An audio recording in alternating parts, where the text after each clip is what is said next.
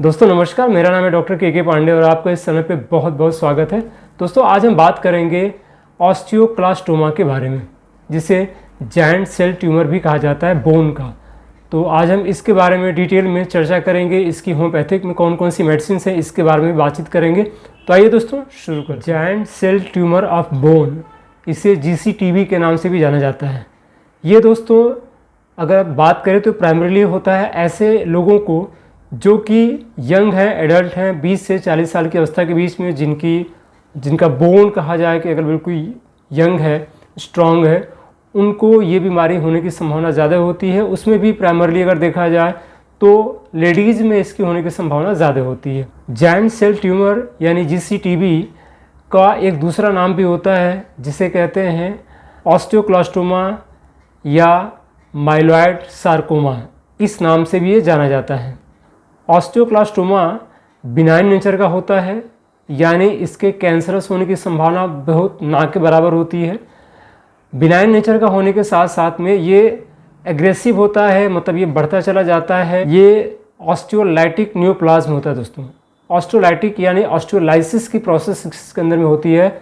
Osteolysis का मतलब क्या होता है कि ये बोन की जो स्ट्रेंथ होती है उसको ये धीरे धीरे करके कम करता चला जाता है। ये इसको ऐसे समझ दीजिए कि ये बोन को खाता चला जाता है, जिसकी वजह से बोन की जो ठोस होती है, जो बोन के अंदर जो ठोसपन होता है वो धीरे धीरे क्या हो जाता है, सॉफ्टनेस में बदल जाती है।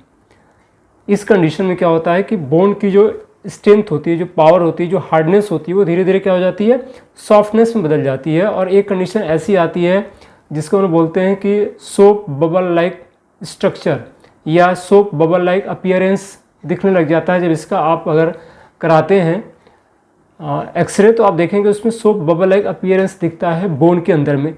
इसकी जो प्राइमरी लोकेशन होती है दोस्तों वो ज़्यादातर जो लॉन्ग बोन्स की मेटाफाइसिस की जगह होती है। मेटाफाइसिस से ये एपिफाइसिस की तरफ बढ़ता जाता है।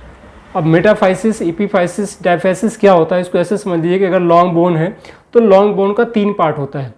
बीच का होता है डायफाइसिस, उसके ऊपर का होता है मेटाफाइसिस, जो सबसे किनारे किनारे होता है उसको बोलते हैं एपिफाइसिस। तो जो एपिफाइसिस होता है ये स्टार्ट होता है मेटाफाइसिस से और जाता है एपिफाइसिस की तरफ। मतलब अगर ये एक लंबी बोन है तो उस लंबी बोन का जो आधे के ऊपर यानी जो सबसे टॉप का पोर्शन होता है, जहाँ पे जोड़ होता है, वो वाला पोर्शन होता है एपिफाइसिस। उससे ठीक पहले का जो जगह होती है वो होती है मेटाफाइसिस की। तो मेटाफाइसिस से शुरू होकर के एपिफाइसिस की तरफ जाता है।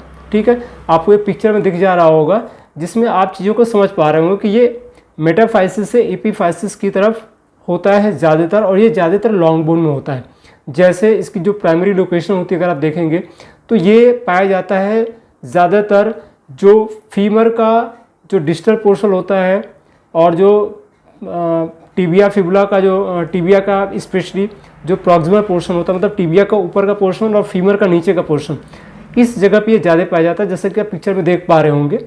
तो ये जगह इसकी प्रोमिनेंटली पाई जाती है। इसके अलावा ये सैक्रम में पाया जाता है, पीछे के साइड में, या जो वर्टिब्री होती है वहाँ पे पाई जाती है। उसके अंदर भी इस तरह के स्ट्रक्चर्स डेवलप हो जाते हैं जिसको हम बोलते हैं जायंट सेल ट्यूमर या ऑस्टियोक्लास्टोमा। ऑस्टियोक्लास्टोमा जैसा कि मैंने बताया कि ये ज़्यादातर केसेस में ये बिनाइन नेचर का होता है, मतलब नॉन कैंसरस होता है, कैंसरस नहीं होता है। लेकिन कुछ कंडीशंस ऐसी होती है जहाँ पे कि कैंसरस ग्रोथ ले लेता है, या इसको कह सकते हैं कि मेटास्टेसिस हो जाती है। इसके मेटास्टेसिस में ये ट्रांसफ़र हो जाता है लंग्स में, और वहाँ पे जा कर के ये बबल लाइक अपीयरेंस पैदा करता है। और आप देखेंगे कि जब ये कंडीशंस डेवलप होती है तो ये मात्र 1-2%, 3% के अंदर में ही ऐसी कंडीशंस होती है जहाँ पे ये कैंसरस ग्रोथ होती है। ज़्यादातर केस में आपको बिनाइन नेचर का ही मिलता है, मेटास्टेसिस इसके अंदर नहीं होती है। 50-65% केसेस में ये ज़्यादातर पाया जाता है। टिबिया का जो प्रॉक्सिमल पोर्शन होता है यानी ऊपर का पोर्शन, और फीमर का जो डिस्टल पोर्शन होता है नीचे का पोर्शन, वहाँ पे पाया जाता है दोस्तों। इसके अलावा अलॉन्ग विथ ये पाया जाता है सैक्रम में, जैसा कि मैंने बताया, वर्टिब्री में, या रेडियस का जो डिस्टल पोर्शन होता है वहाँ पे होता है। ठीक है, डिस्टल पोर्शन मतलब क्या होता है, देखिए प्रॉक्सिमल होता है जो ऊपर का पोर्शन होता है, और डिस्टल होता है जो नीचे का पोर्शन होता है। तो रेडियो और अल्ना जो हड्डी होती है हमारे हाथ में, इसका जो रेडियस का जो डिस्टल पोर्शन होता है, यानी कि ये वाली जगह, यहाँ पे इसके अंदर में हड्डी में सूजन होना या वहाँ पे सॉफ्टनेस महसूस होना, दर्द होना, ये सारे सिम्टम्स मिल सकते हैं ऑस्टियोक्लास्टोमा के अंदर में।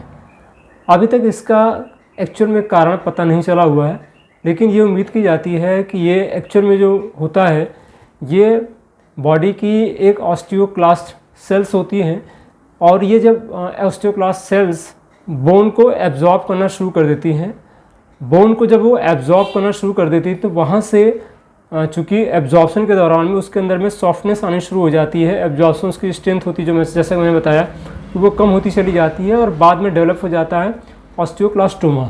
अगर हम बात करें इसके सिम्टम्स के बारे में तो पेशेंट जो सिम्टम्स बताता है उसमें लगातार बना रहने वाला दर्द पेशेंट को महसूस होता है जिस भी जगह पे ऑस्टियोक्लास्टोमा डेवलप होता है। उसके साथ साथ में वहाँ पे हल्की सी स्वेलिंग सी महसूस हो सकती है ज़्यादातर केसेस में, जबकि वो थोड़ा सा और डेवलप हो जाता है। शुरुआत में ऐसी कंडीशन नहीं होती है। सॉफ्टनिंग होती है बोन के अंदर में, पेन बना रहता है, स्वेलिंग होती है, और उसके साथ में वो जगह जो होती है वो अफेक्टेड होती है, तो उसकी वजह से वहाँ पे मूवमेंट भी लिमिटेड होता है, ज़्यादा मूवमेंट करने में दिक्कत होती है वहाँ पे। तो ये सारे सिम्टम्स आते हैं, और बड़ी बार कंडीशंस ऐसी भी होती है कि जिसमें कोई सिम्टम भी नहीं आता, शुरू में पता भी नहीं चल पाता कि ऐसी कोई कंडीशन भी अंदर डेवलप हो रही है।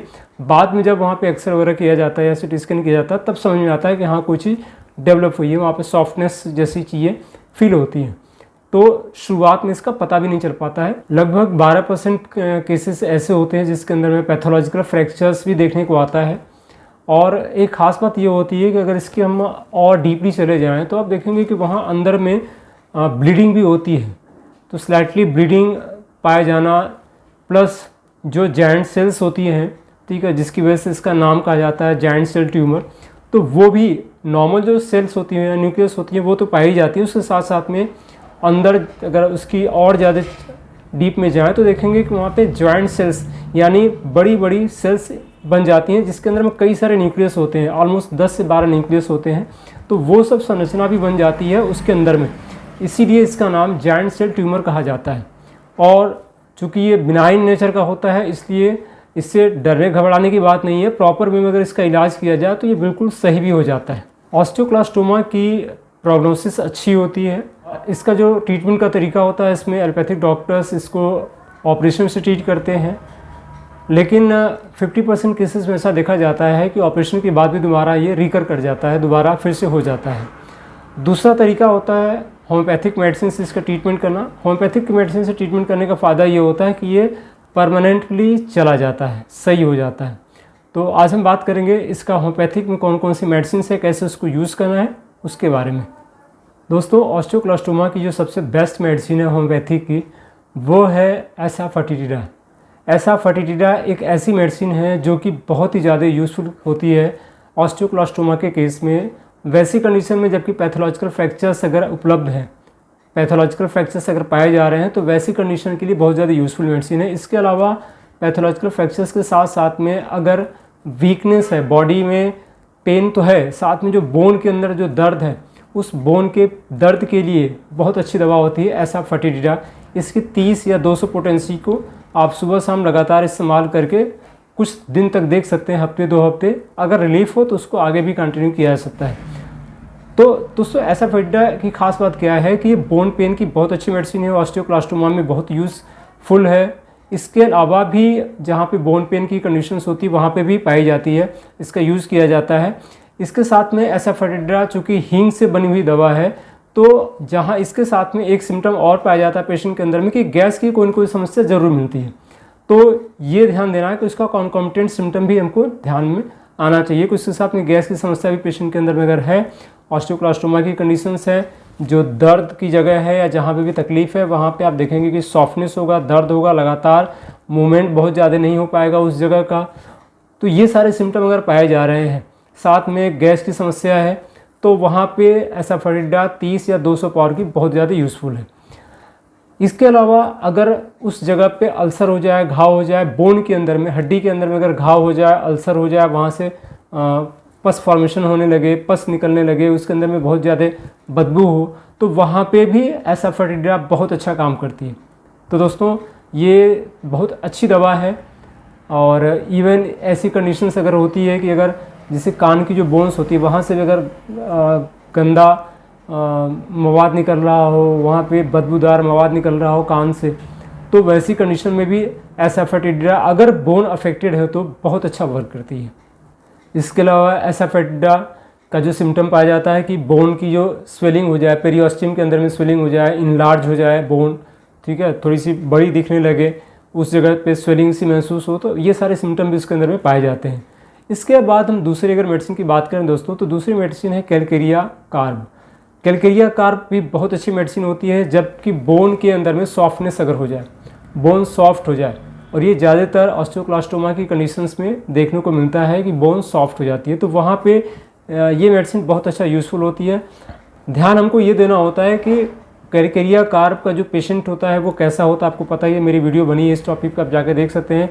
मोटा थुलथुला पेशेंट अगर है, ठीक है, पसीना बहुत ज़्यादा होता है स्पेशली सिर में, चेहरे पे, तो वैसे कंडीशन में कैलकेरिया कार्ब 30 या 200 पोटेंसी को आप लगातार यूज़ करके देख सकते हैं, बहुत अच्छा वर्क करती है ये।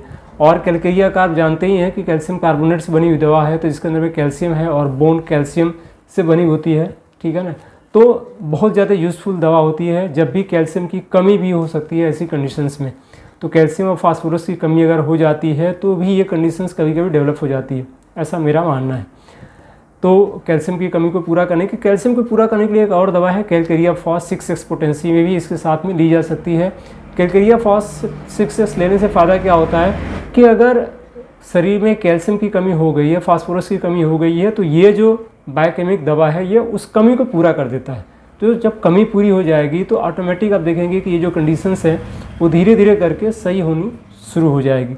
तो कैलकेरिया फॉस भी इसमें एक बहुत अच्छी दवा है लो पोटेंसी में, 6x पोटेंसी में। इसके अलावा दोस्तों एक दवा है मर्कसॉल।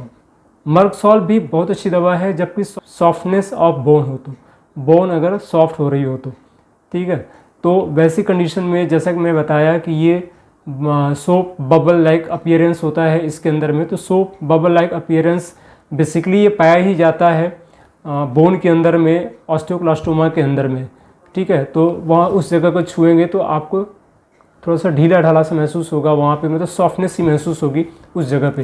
तो ये सारी सिम्टम्स अगर मैच कर रहे हैं और उसके साथ में देखिए कोई भी दवा काम करती है, अब इसमें से कौन सी दवा होगी ये डिपेंड करेगा कि उसकी पर्टिकुलर दवा कौन सी है। आप एसाफेटिडा, कैलकेरिया कार्ब, कैलकेरिया फॉस ये मेडिसिन दे सकते हैं, मर्कसॉल दे सकते हैं, सैलिसिया दे सकते हैं, लेकिन इसके साथ में अगर उसकी कॉन्स्टिट्यूशनल मेडिसिन भी मिल जाती है, इन दवाओं के साथ में कॉन्स्टिट्यूशनल मेडिसिन में ज़रूर बोलता हूँ कि आप किसी भी बीमारी को ठीक कर रहे हैं उसके साथ में कॉन्स्टिट्यूशनल मेडिसिन को ऐड ज़रूर करिए, ताकि उस पर्सन का कॉन्स्टिट्यूशन अगर सही हो जाएगा तो बॉडी के अंदर में इतनी ताकत है कि वो सारी चीज़ों को खुद एब्जॉर्ब कर सकती है। बॉडी को रिक्वायरमेंट है कैल्शियम की, फास्फोरस की और दूसरी चीज़ों की जो हम बाहर से दे रहे हैं, बॉडी ये अपने खाने से सब कुछ ले सकती है। हमने क्या करना है कि सिर्फ उसकी जो कहीं न कहीं पे कोई ना कोई ऐसी चीज़ है उसके कॉन्स्टिट्यूशन में जो डिफेक्ट आ गया उसको दूर करना है, उसी के लिए कॉन्स्टिट्यूशन मेडिसिन काम करती है। तो आप उसके साथ में कॉन्स्टिट्यूशन मेडिसिन भी ज़रूर दीजिए, किसी डॉक्टर से मिल करके आप ज़रूर एक बार उसका कॉन्स्टिट्यूशन मेडिसिन चेक करवाइए कि कौन सी कॉन्स्टिट्यूशन मेडिसिन है। वो कॉन्स्टिट्यूशन मेडिसिन उस दवा के साथ में अगर देते हैं तो आप देखेंगे कि वो परमानेंटली क्योर हो जाएगा, ठीक है, तो इस चीज़ को हमेशा ध्यान देना है। तो नेक्स्ट दवा मैंने बताया मर्कसॉल। मर्कसॉल का जो सिम्टम होता है कि उसके अंदर में लार ज़्यादा बनती है, मुंह के अंदर सलाइवा ज़्यादा बनता है, मुंह जीभ जो होती है मोटी होती है, थुलथुली होती है, इम्प्रिंट ऑफ टीथ, जीभ पे दांतों के निशान पड़ जाते हैं। पेशेंट को पसीना बहुत आता है लेकिन पसीना आने से भी उसको राहत नहीं मिलती है शरीर के अंदर में। तो ये कुछ ऐसे सिम्टम्स मिलते हैं जिस पे अगर मर्कसॉल का इस्तेमाल किया जाता है तो डेफिनेटली ये बहुत अच्छा वर्क करती है। तो दोस्तों ये कुछ एक मेडिसिन हैं ऑस्टियोक्लास्टोमा को लेकर के, और उम्मीद करता हूँ कि इन सारी जानकारी से और इन सारी मेडिसिन के यूज़ करने से आपको फ़ायदा ज़रूर होगा। अगर किसी को है ऐसी कंडीशन तो डेफिनेटली आप उनकी मदद कर सकते हैं और ये बिल्कुल क्योरेबल है, ठीक है। मैं तो बोलता हूँ कि हर कंडीशन में क्योरेबल है, आपने सिर्फ सही मेडिसिन तक पहुँचना है, ठीक है। इवन कि बहुत ज़्यादा कंडीशन वर्स ना हो तो जनरली ये ठीक हो जाता है, क्योंकि ज़्यादातर केस में बिनाई नहीं होता है। तो दोस्तों आज की जानकारी बस इतनी। उम्मीद करता हूँ कि ऑस्टियोक्लास्टोमा से संबंधित जो जानकारी मैंने दी है ये आपके काम की आएगी। अगर काम की आएगी तो इसको आप लाइक करिए, शेयर करिए, कमेंट करके बताइएगा ज़रूर कि आपको ये वीडियो कैसी लगी है, अगर आप चैनल पर नए हैं तो सब्सक्राइब भी कर लीजिएगा। इस तरह की मैं इन्फॉर्मेटिव वीडियो में लाता रहता हूँ। और कई बार ऐसा होता है कि लोग मुझसे कहते हैं किसी टॉपिक पे वीडियो बनाने के लिए, कभी कभी थोड़ी देरी हो जाती है, उसके लिए मैं क्षमा चाहूँगा। उम्मीद करता हूँ कि आप मेरी भावनाओं को समझेंगे, मैं भी आपकी भावनाओं को समझते हुए और अच्छी वीडियो लाने का प्रयास करूँगा। आप अपना सुझाव ज़रूर मुझे दें कि आपको किन टॉपिक पे वीडियो चाहिए, वैसा कमेंट आप करेंगे तो डेफिनेटली मैं और कोशिश करूँगा और अच्छी वीडियो लाने के लिए। धन्यवाद दोस्तों, फिर मिलते हैं एक और इन्फॉर्मेटिव वीडियो में। तब तक अपना ख्याल रखिएगा, हंसते रहिए, मुस्कुराते रहिए। जय हिंद, जय भारत दोस्तों।